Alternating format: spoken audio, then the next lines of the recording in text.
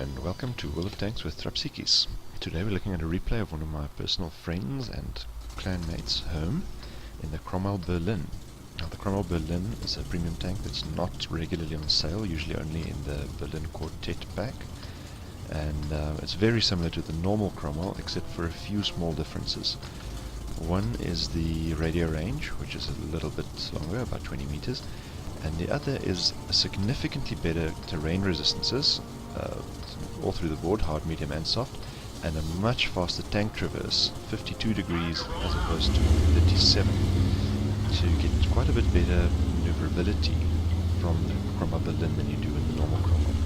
Beyond that, there's a slight difference on gun handling. The normal Cromwell is slightly more accurate during turret traverse, but the DPM is the same, the armor is exactly the same, so there aren't really any further differences.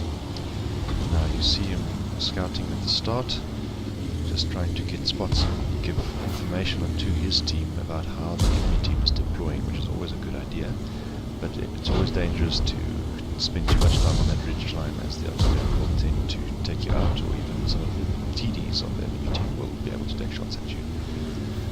But throughout this game you'll see that for some reason the artillery decides that they do not like this Cromwell Berlin, so they will be focusing him throughout. Now, after scouting initially, he's fallen back and moved up to the mountain here to perhaps get some shots on the enemies trying to crest the opposite range line. See that the T-71 to his left here pushing up quite aggressively and getting quite a bit of damage done on this tank. He's now on reload, so he has no ammunition ready.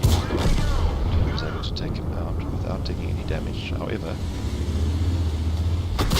the artillery has got his number. So he decides not to use his repair kit, quite wisely, because another shell was incoming. Unfortunately, he now has his repair kit available to start moving and avoid any third artillery shells coming in. So unfortunately losing quite a bit of hit points, 315 now, from artillery after taking out the T-71.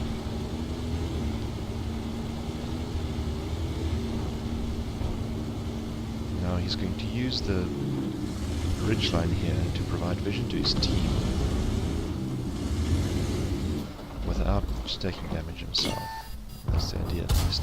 Unfortunately landing a shot on the T-25 too, which is a dangerous tank, but it's got very slow turret reverse. So if you know where he's pointing, you can avoid some of the shells.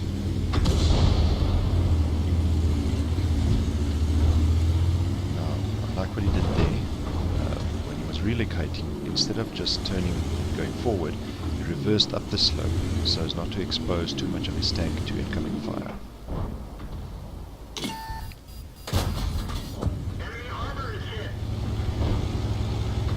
Quite lucky to hit, not fully blended in.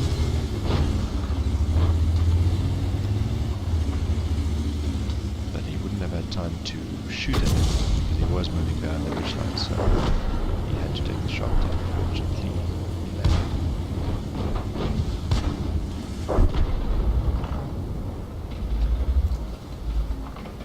Now I like to stay in first person view and not use the free camera so that you can get an idea of what he was thinking or looking at. But do keep the minimap in mind so that you can see if he misses something. Now this T-29 has terrific turret armor. Hull armor is not that great, so if you can hit the sides or rear of the turret, he should be able to penetrate. But the hull is a much safer bet. Unfortunately, that one bounces as well.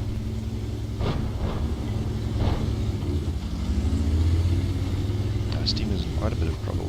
4 tanks killed with the enemy team and 7 of their own.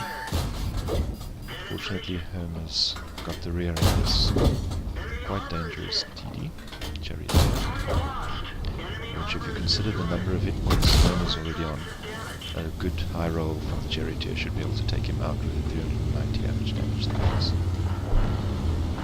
Now relocating again, as the artillery has taken another shot at him again.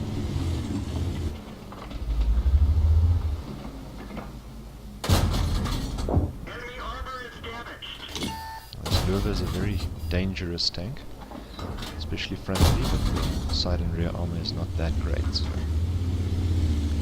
Holmes is in a very good position to whittle down his hit points and hopefully take him out. Over here, Holmes decides to auto-aim, which is something he doesn't do a lot, and this seems to let the shells fly behind the Löwe, which costs him a bit of damage there. Now that blind fire, we'll have to see when the Löwe comes back into vision whether it hit or not.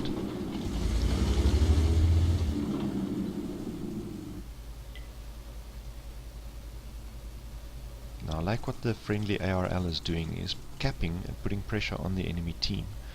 Even though the two tanks ahead, the pressure of someone on the cap can force the enemy team to do plays that aren't exactly safe, or even to panic and do things that will expose them to take damage.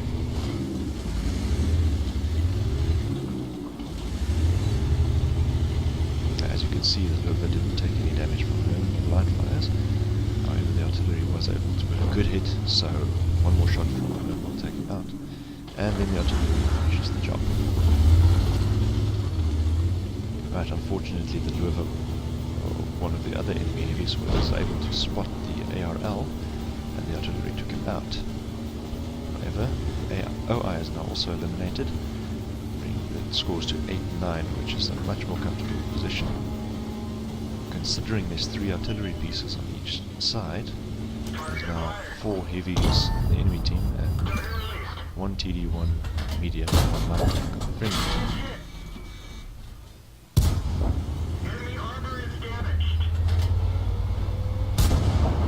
Quite lucky that that one landed, not really aimed in moving, but he had been shooting at that M44 for quite a while, so he did deserve that kill. Now relocating again, looking for this Churchill. Everyone knows Churchill 7s are so slow, they're usually more or less there where they were last spotted, so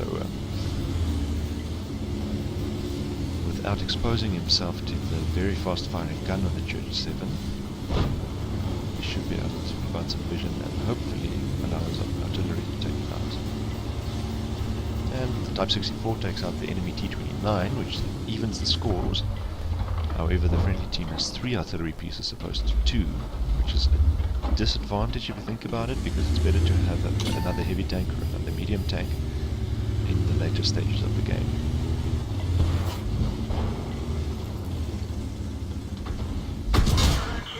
And the artillery strikes again. Fortunately not that many hit points taken off, but now on a high roll from the Church 7, and this Cromwell Berlin will be finished, so he has to play very carefully. Fortunately, the friendly artillery is taking shots at the Churchill, and has taken him out. Now finally, for the first time in this game, the friendly team is in the lead, 11 kills versus 10. There's a full health VK-45, which can be very problematic.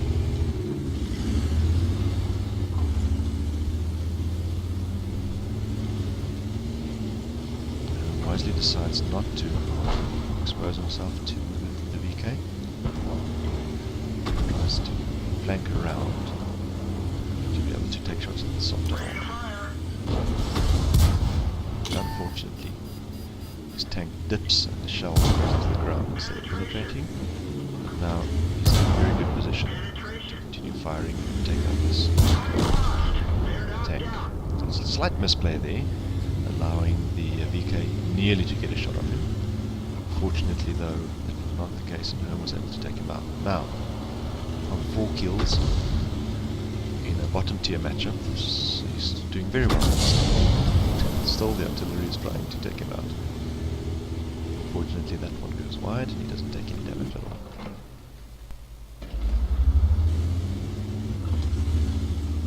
Now the enemy KB2 on 11% health.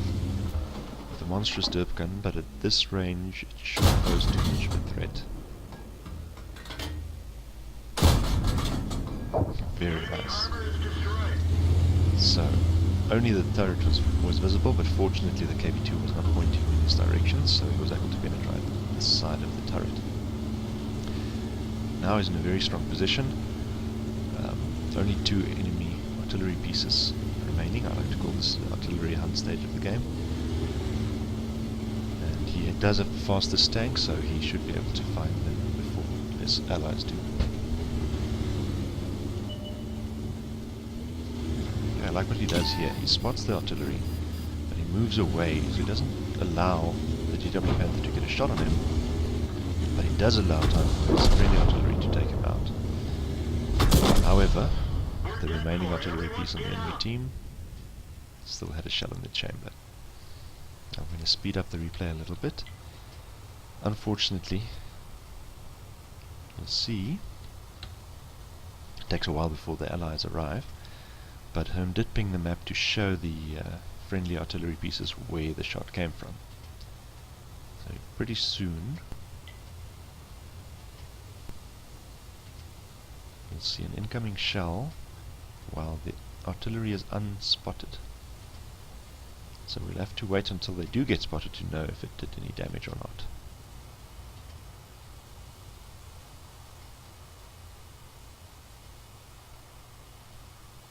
Okay, I may have missed the shell.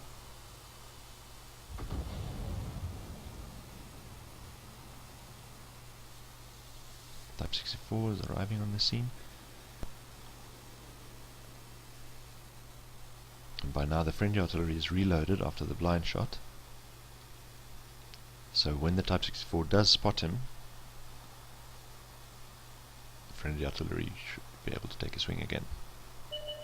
There we go, 3% remaining, so the blind fire did a lot of damage, and the incoming shell finishes him off. Now for a quick look at the post-game stats. Ace Tanker, Spotter, Fighter, FIFO Effect, and a Duelist.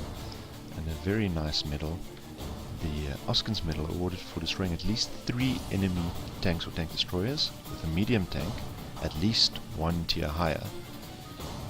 So that's one of the awards that was recently downgraded. I believe it required 2 tiers higher until the 9.19 patch. And the Scout, which is an interesting one to receive on a medium tank, but it is something that her manages quite often. Alright, so let's have a look at the team details. Her managed to do 1,891 damage, 5 kills, and a base experience of 1,273, which is by far the best in the team. However, there was a tank that did manage to do a lot more damage than he did, is the friendly artillery, which provided quite good support. On the personal details, you'll see he made a tidy profit of 27,000 credits despite not running a premium account, and with the daily bonus and personal reserves that he was using, he managed to rake in 4,200 credit experience. Very well done. Thank you for watching.